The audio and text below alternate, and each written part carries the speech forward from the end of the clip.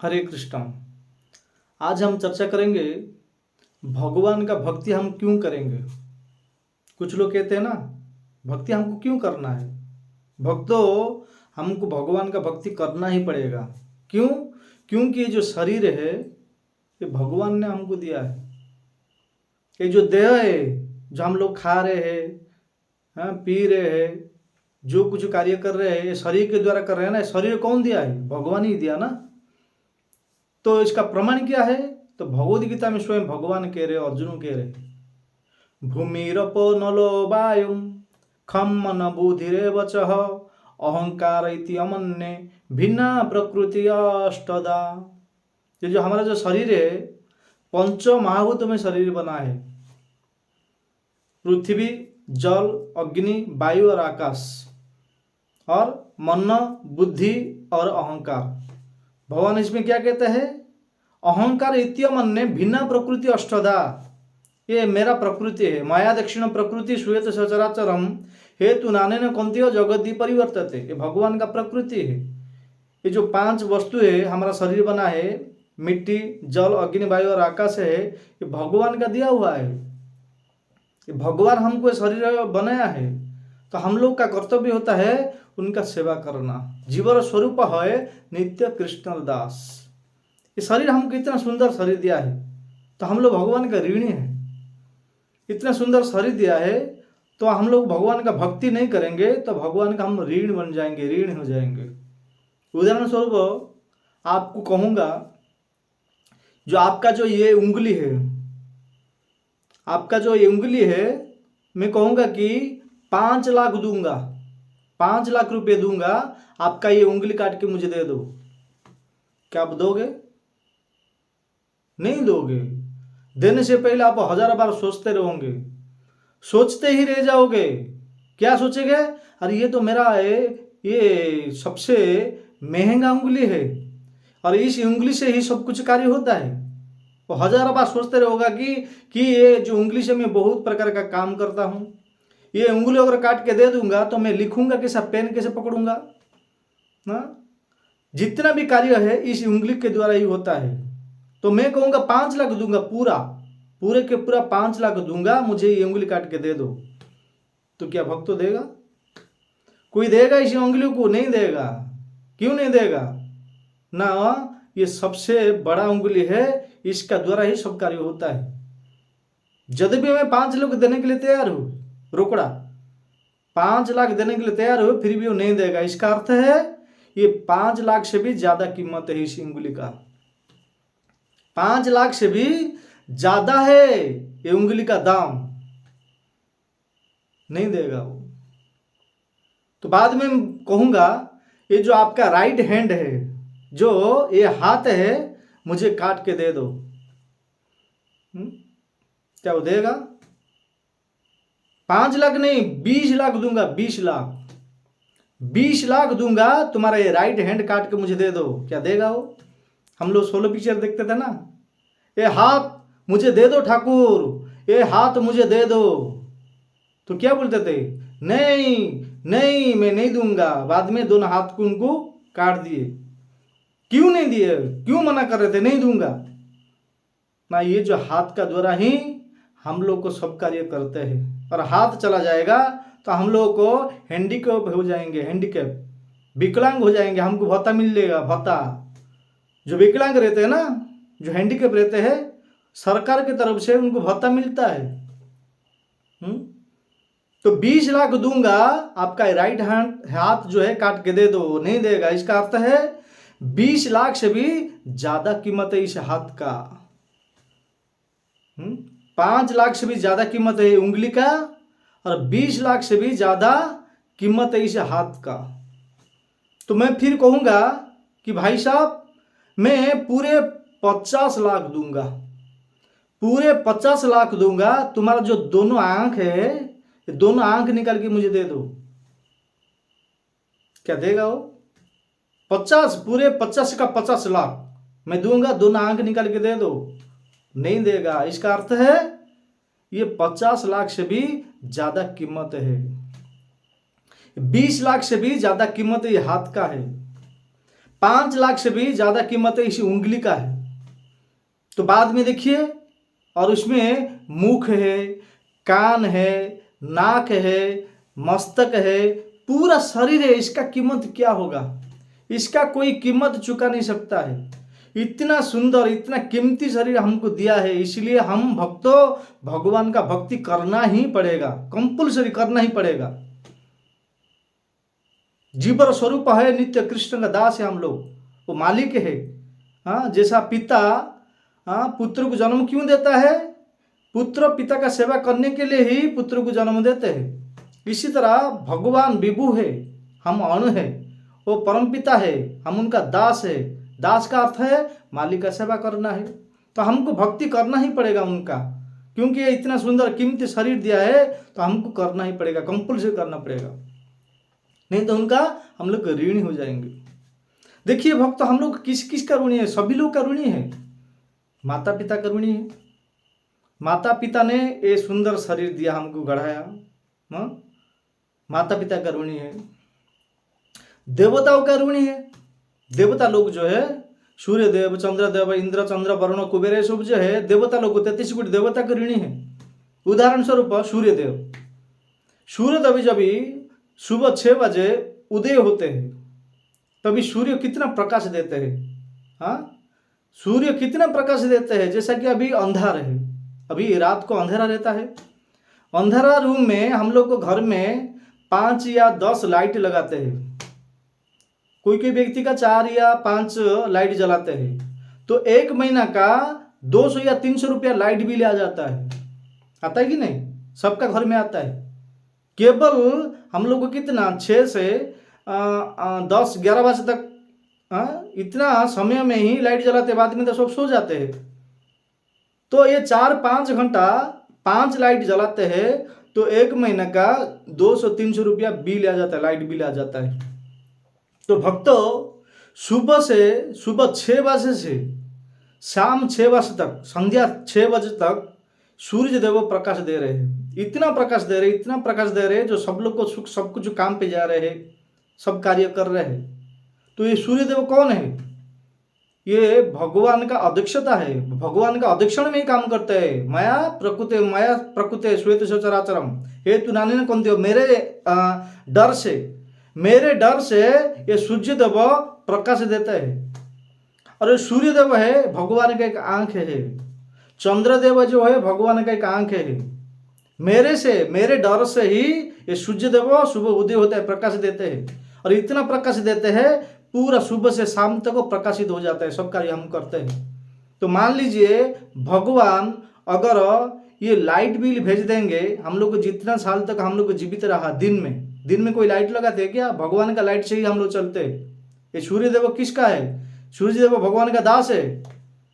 उनका आदेश है, भगवान का आदेश से ही सूर्य देव तपाते हैं, प्रकाश देते हैं। मान लीजिए उदाहरण स्वरूप भगवान हम लोग को 20 साल या 30 साल तक, जितना दिन तक हम लोग को प्रकाश मिला है, हमको सूर्य देव का तरफ से हम लोग प्रकाश मिला है, भगवान अगर लाइट बिल हमारे पास भेज देंगे, तो क्या हम लोग को लाइट बिल भर सकते हैं?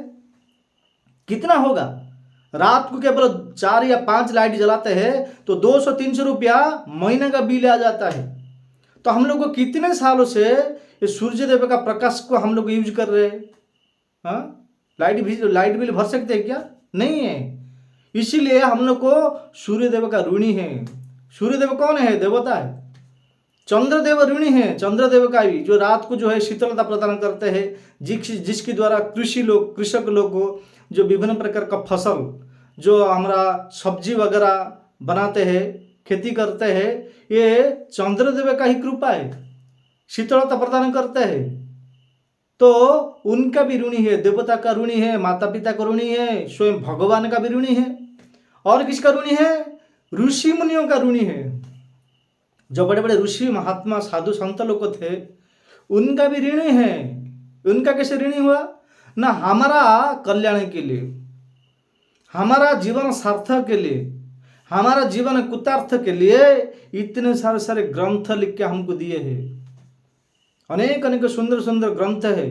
वो ग्रंथ को जो कोई पढ़ेगा, उनके अनुसार आचरण करेगा, नियम सदाचार शिष्टाचार से पालन करेगा, तो इस जीवन में वो जन्म तो जराबादी से मुक्ति पा सकता है। ये ग्रंथ कौन दिया है? साधु संत ऋषि मुनि लोगों ने ये जंगल में रहते थे, गुम्फा में रहते थे, सूखा पत्ता कंदमूल आदि खाकर हमारे लिए इतने सुंदर सुंदर ग्रंथ लिपिबद्ध किए, लिख के हमको दिए, परंतु हमारे पास टाइम नहीं है पढ़ने के लिए, हम पढ़ते नहीं है। इतने सुंदर सुंदर ग्रंथ दिया है, हम लोग नहीं पढ़ते हैं। जो कोई भी पढ़ता भी है तो ऋणी हो गया उनका, उनकी कृपा से हम लोग कुछ ज्ञान प्राप्त हुआ ना। वो साधु संत महात्मा ऋषियों का कृपा से ही हम लोग जो कुछ पढ़ते हैं, जो टीका टिप्पणी, जैसे कि प्रभुपाद भागवत तो वेद व्यास लिखे थे, 18,000 श्लोक लिखे थे, परंतु कौन सा हिसाब से लिखे थे? हिंदी में लिखे थे क्या? इंग्लिश में लिखे थे? उड़िया में लिखे थे? नहीं, संस्कृत भाषा में लिखे थे। संस्कृत हम लोग समझ में नहीं आता है, परंतु एक आचार्य है, संत महात्मा हुए हैं जिनका नाम श्री भक्ति वेदांत स्वामी शील प्रभुपाद, वो संस्कृत जानते थे और वो संस्कृत को ट्रांसलेशन किए अंग्रेजी में, हिंदी में, अभी तो अनेक 15-20 भाषा में हो गया है। भगवद गीता श्रीमद् भागवत कथा है। तो ऐसे आचार्य लोग को हमारे लिए ठीक से ये व्यक्ति संस्कृत नहीं आता है कैसा समझेगा, इसीलिए हमारे ऊपर कृपा करके वो लोग को, साधु संत लोग को कंदमूल सूखा पत्ता खा के हमारे लिए ये भागवत ट्रांसलेशन करके इतना सुंदर सुंदर ग्रंथ दिए हैं। तो हम लोग इनका भी ऋणी है, हम लोग को इनका भी ऋणी है, ऋषि लोग का भी ऋणी है। तो हम लोग को उनका भक्ति करना ही पड़ेगा, कंपल्सरी भगवान का भक्ति करना ही पड़ेगा। और जो भक्ति नहीं करता है उनको जेल जाना पड़ेगा, उनको नरक जाना पड़ेगा। जैसा कि हमारा जो जगत में देखा जाता है, जो सरकार जो नियम बनाया है, सरकार जो नियम पद्धति बनाया है, और उस नियम को जो उल्लंघन करता है उनको जेल जाना पड़ता है। जेल किस लिए? जो सरकार का नियम को पालन नहीं करता है, सरकार के नियम को उल्लंघन करता है, उस व्यक्ति को ही पुलिस लोग आते हैं, जेल में डालते हैं। जैसा कि उदाहरण के लिए मान लीजिए कोई बाइक में जा रहे हो या कोई कार गाड़ी में जा रहे हो, रास्ता में सिग्नल आया, आजकल तो बहुत सारे रोड हो गया, 4 रास्ता 5 रास्ता, जो सर्कल रहता है, एक सर्कल के चारों बाजू 4 रास्ता रहता है, यहाँ पे गाड़ी जाता है, वहाँ पे जाता है, यहाँ पे जाता है, तो एक्सीडेंट हो जाएगा करके सरकार एक नियम रखा है। क्या नियम रखा है? एक सिग्नल रखा है, सिग्नल, और ट्रैफिक पुलिस भी रहते हैं वहाँ पे, कि जैसा कि रेड सिग्नल आता है, रेड सिग्नल आ गया तो स्टॉपेज, लाल लाइट जब भी दिखाता है रेड कलर का तो गाड़ी को रुकना ही पड़ेगा, और जब ग्रीन लाइट दिखाता है तो गाड़ी लाइन क्लियर है, सिग्नल देते हैं लाइन क्लियर है, अभी जा सकते हो। जैसा कि रेड लाइट लगा है, कोई व्यक्ति उस नियम को उल्लंघन करके, वो नियम को उल्लंघन करके बाइक से आगे चला जाता है, तो क्या करेगा? वो जो ट्रैफिक पुलिस है, क्यों वहां पे सरकार वहां पे क्यों रखा है? उस व्यक्ति को पकड़ेगा और उनको सजा देंगे, बताएंगे कि ये तो देखो तुम्हारा अंधा है क्या, आप ब्लाइंड मैन है, ये रेड सिग्नल है, सब लोग यहाँ पे है, आप कैसा गाड़ी भगा के लेके गया, चलो फाइन भरो, 500 रुपया फाइन भरो, नहीं तो 1 महीना तक जेल में जाओ। तो दंड देता है कि नहीं? जो नियम को, सरकार का जो नियम रखा है, जो सरकार का नियम को उल्लंघन करता है उसको जेल में जाना पड़ता है, दंड मिलता है। इसी तरह ये संसार में, ये जगत में भी एक दंडनीय एक नरक है। नरक इस जगत में नहीं है, जो इस जगत में भगवान का नियम को उल्लंघन करता है।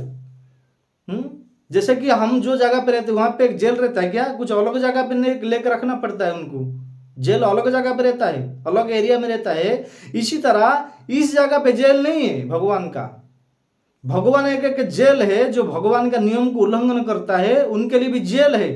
यहाँ पे हमारा हिंदी भाषा में, अपना भाषा में जेल कहते हैं, कारागृह कहते हैं, वहाँ उस जेल को नरक कहते हैं, नरक।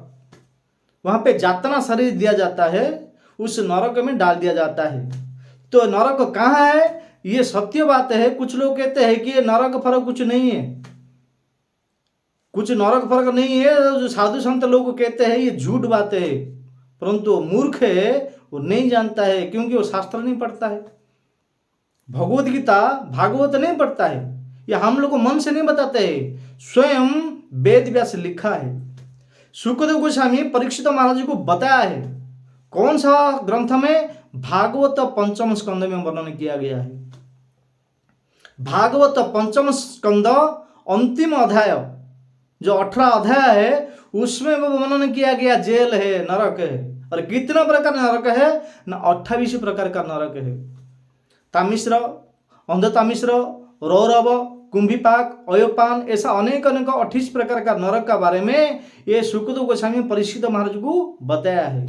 परंतु हम लोग ग्रंथ नहीं पढ़ते हैं, गीता नहीं पढ़ते हैं, भागवत नहीं पढ़ते हैं। कुछ लोग हम बताते हैं आप भक्ति करो, जप करो, तप करो, नहीं तो प्रकृति का नियम है हमको सजा देगा, हमको विभिन्न प्रकार पाप से हमको निवृत्ति पाने के लिए, भक्ति करने के लिए मिला था, हम लोग भक्ति तो नहीं कर रहे हैं, नहीं तो नरक जाना पड़ेगा। तो कुछ लोग इस बात को विश्वास नहीं करते।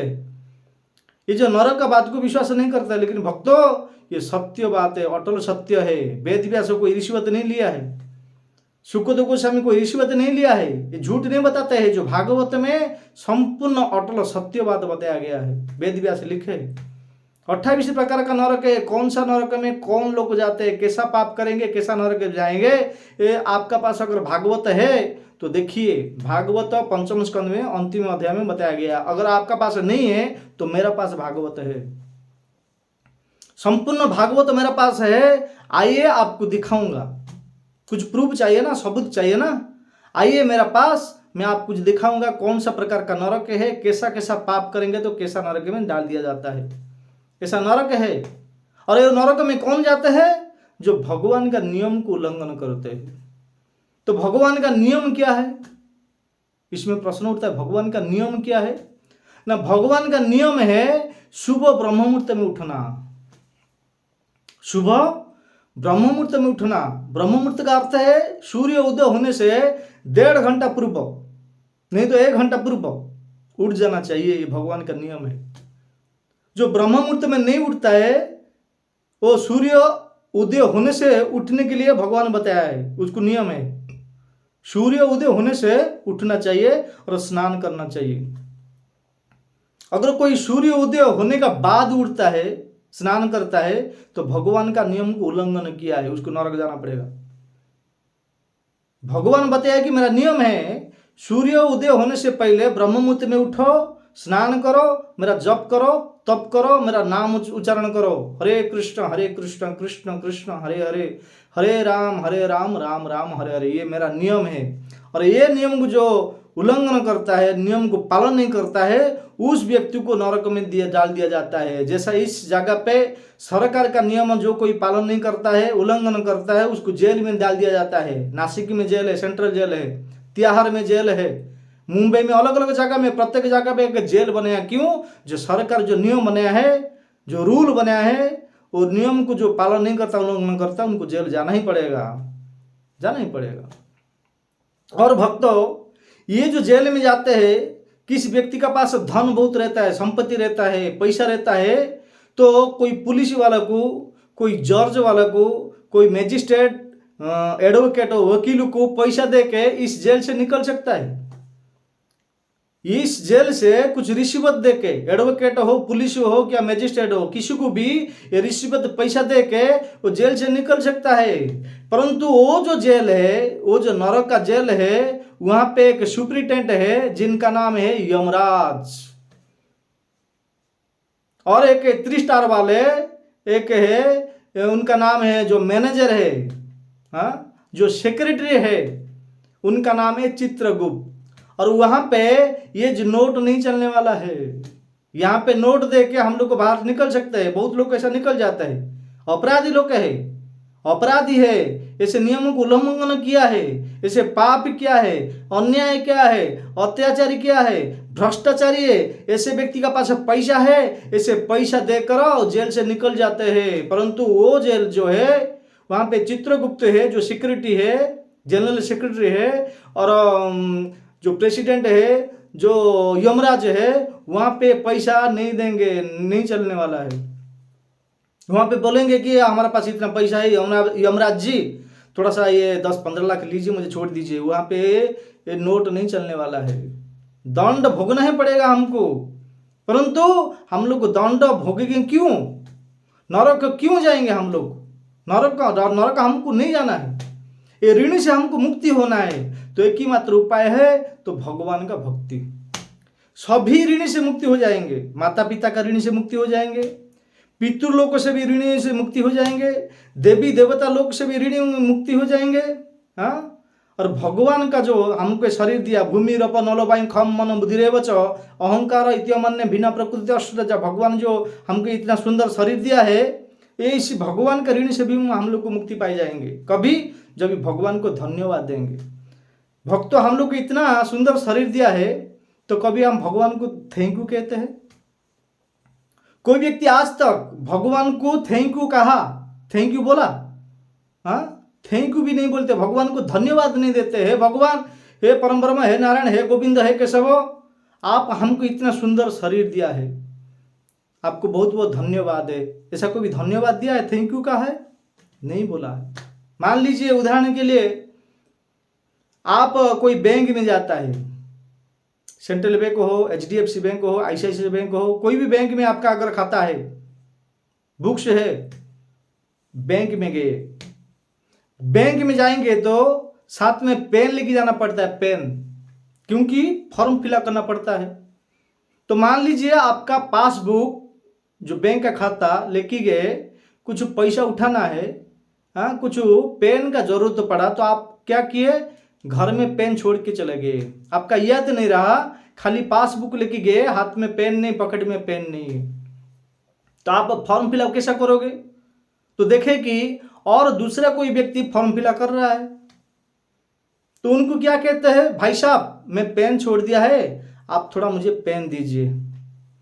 तो क्या किया वो व्यक्ति जो जिसको मांगा है, वो व्यक्ति हमको पेन देता है, हम फॉर्म फिलअप करते हैं, बाद में उस व्यक्ति का पेन उसको ही लौटा देते हैं, बाद में क्या कहते हैं, थैंक यू।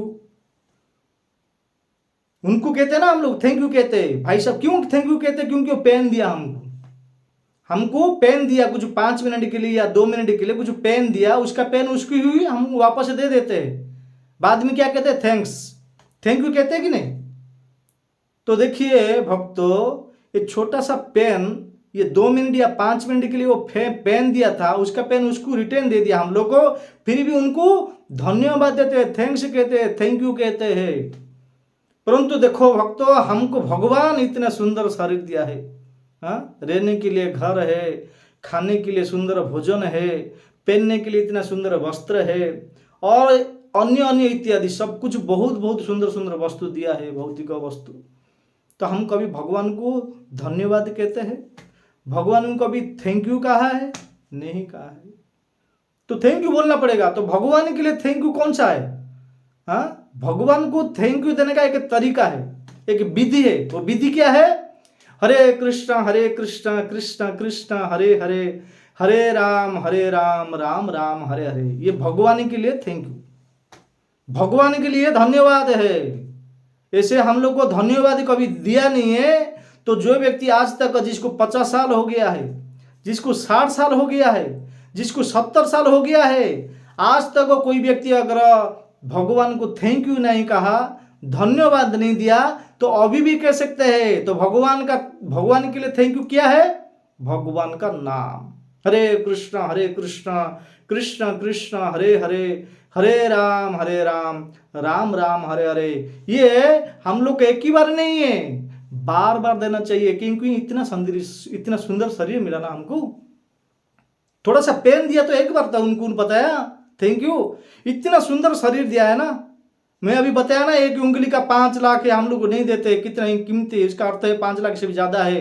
एक हाथ काट के दे दो, नहीं दिया, हो मना किया है, इसका अर्थ है 20 लाख से भी ज्यादा कीमत है। 50 लाख दूंगा, दोनों आंख निकाल के दे दो, नहीं दिया, इसका अर्थ है 50 लाख से भी ज्यादा कीमत है इस आंख का। पूरा शरीर का कीमत कितना कीमत है, इतना कीमती शरीर दिया है भगवान, ये कीमत उसका कोई चुका नहीं सकता है। इतना कीमती शरीर दिया है, तो हमको क्या करना पड़ेगा?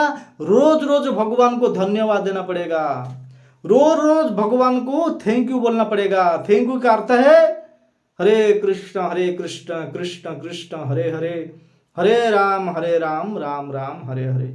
इसी तरह हम लोग को भगवान को रोज थैंक यू बोलेंगे, रोज धन्यवाद देंगे तो भगवान हमारे ऊपर अति प्रसन्न होंगे। बोलेंगे कि अच्छा ठीक है, उनको मैं शरीर दिया था, इतना सुंदर मनुष्य शरीर दिया था, परंतु मुझे रोज थैंक यू कहता है, मुझे मेरा नाम रोज हमेशा उच्चारण करता है, भगवान का नाम कलयुग काल में, और कोई उपाय नहीं, हरे नाम हरे नाम हरे नाम केवलम कलो नास्तेव नास्तेव नास्तेव गति था। ये भगवान के लिए थैंक यू शब्द है। भक्त इसलिए हम लोग को 16 माला जप करते हैं।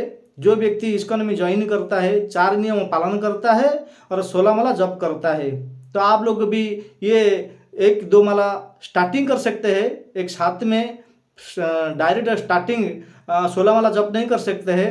पहले 1 माला करो, 2 माला करो, 3 माला करो, ऐसा भगवान को थैंक यू धन्यवाद धन्यवाद बाद बाद बढ़ाओ, तो भगवान हम आप लोग प्रसन्न होंगे, भगवान का आशीर्वाद होगा, भगवान का कृपा होगा। फिर हम लोग को जन्म तो जराबादी में नहीं फंसेंगे। फिर भगवान का अंतिम समय में ये जो शरीर त्याग करने के बाद भगवान को हम लोग को हमेशा थैंक यू बोले ना, तो भगवान हमको हमेशा ले लेंगे। हाँ, वो हम लोग को उठा के यहाँ से उनका धाम परम धाम में लेके जाएंगे, तो यहाँ पे भी हम लोग को सुखी रहेंगे।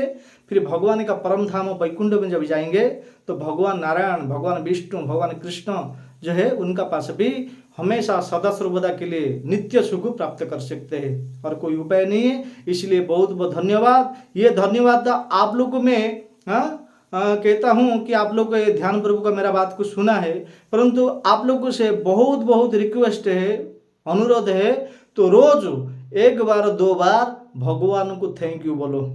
भगवान का नाम है हरे कृष्ण कृष्ण कृष्ण हरे हरे, हरे राम राम राम हरे हरे। ये धन्यवाद सबको देते, हम लोग को सबको थैंक यू कहते। भगवान भी सबसे श्रेष्ठ है, सब कुछ दिया है, भगवान भी एक बार थैंक यू बोलो, हरे कृष्ण बोलो, हालो हाय छोड़ो, हरे कृष्ण बोलो। धन्यवाद, हरे कृष्ण।